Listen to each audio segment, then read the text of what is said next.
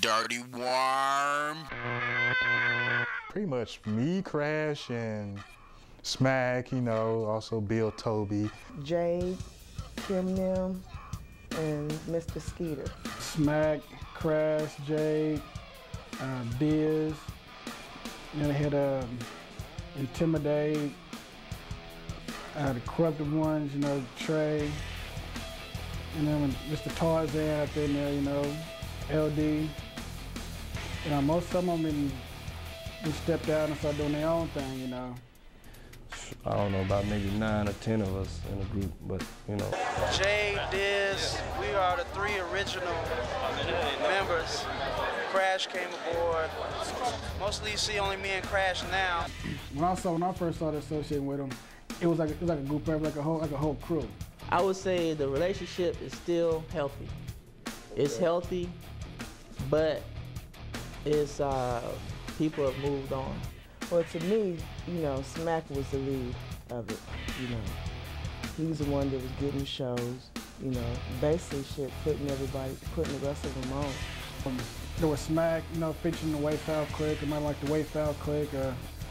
Some shows, Jade might go out there and do some. My impression was Jade didn't look so good.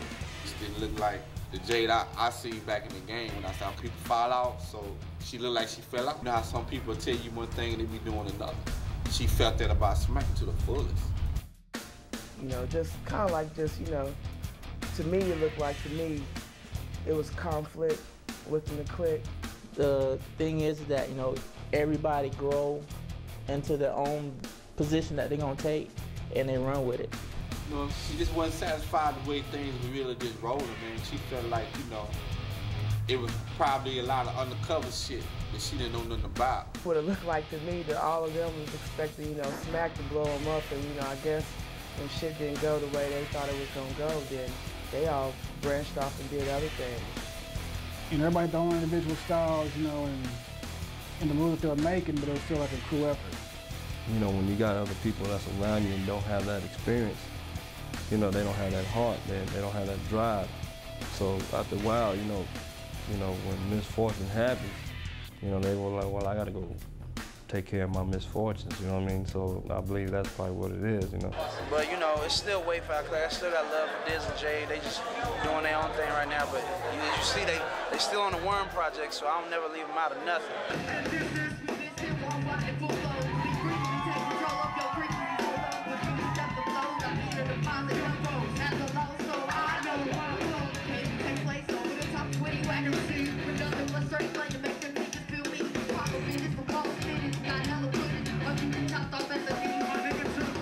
There are a couple of them that are on the album. He's always wanted the crew, whatever, to come to the show. You know, to get up on stage and you see how it's going on and whatnot, and especially if on the album get you up on there, you know, so people get used to seeing who you are.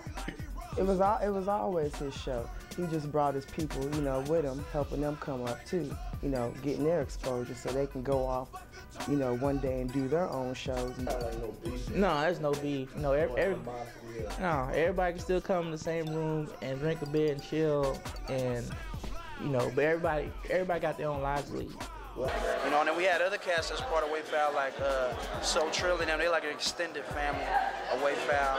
It's going down. So Trill, showing love. That boy Smack Gola. Do that. You know what I'm saying? Smack is alone. We done came up together. We done came up together. Way before the Dirty WoRMz even was born. We was fucking with Smack. You know what I'm saying? He was still in the army. You know what I'm saying? For hood. Well, he came to see our show in Killeen. Talking about, I want to be down with y'all. We called something else back there. We called it something corrupt. Okay, I remember that. Yeah. Me, my man, Mr. Trey, VIC, the Pimpstress. I know Trey. Yeah. Big Baby, doing it. And you had I had Intimidate and LD, which they were from a whole nother crew. They got on, did a little something, you know, I guess they felt they had to break off through their own thing, which is cool. I just felt they got caught up, you know, it was jealousy, a lot of bullshit, you know, people saying this, that, and the third, you know, just, you know, angry and smacking for a long time, you know, I thought, you know, I was like, you know, Jade and, you know, the rest of the clique, you know, they would even, you know, be complaining about Smack, even, you know, Smack doing this, or he holding me back, and this, that, and the third. And for a while, you know, I was believing them because I wasn't seeing it from two sides. Then when I got to see it from two sides, it wasn't, you know, it wasn't him, it was them. The problem is always been by getting together with Smack, you know what I'm saying, and really, really doing some shit, you know, and trying to get in contact with him, and then Smack not returning the calls, you know what I'm saying? You know, it wasn't like he was like leaving anybody behind or didn't want anybody to shine.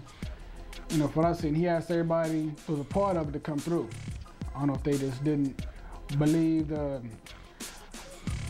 path that the WoRMz were taking, or didn't see its potential, what it was becoming, what it is. But a lot of them didn't take the opportunities to make it happen when they could have. It came down to this. You know, Smack, he gonna keep on doing what he need to do. He gonna keep on doing what he doing, you know.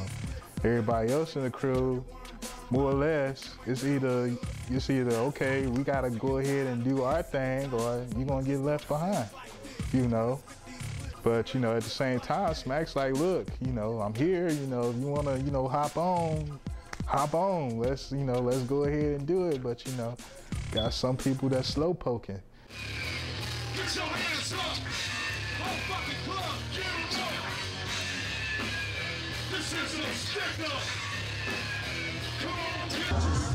I'm saying it feel wonderful. This not a beginning feeling for me, because I done had my chance to feel this. For me, it's about my people right here. You dig? I done had my chance. It's for the niggas like this here who about to take over this shit and retire me. Started off, the shit was real. You know, the Waay Foul click was raw. I mean, shit. Anybody that seen it back from '96 up till now, you know what I'm saying? Them niggas was raw with it. It started off so beautiful. You know, motherfuckers just could have just seen, you know, the vision of what he was trying to say. And it even took me a whole second to, you know, to really peep game. And when I started peeping, I was like, you know, he got good intentions with what he's actually telling y'all, you know, is really, you know, real and good. It's just other people, I mean, they just didn't, I don't see how they couldn't see it. They weren't really, they weren't moving. Because he had a little more fame than they did, you know, I guess a lot more fans, and to me, it just looked like, it was just some real 8th grade shit to me. It was jealousy.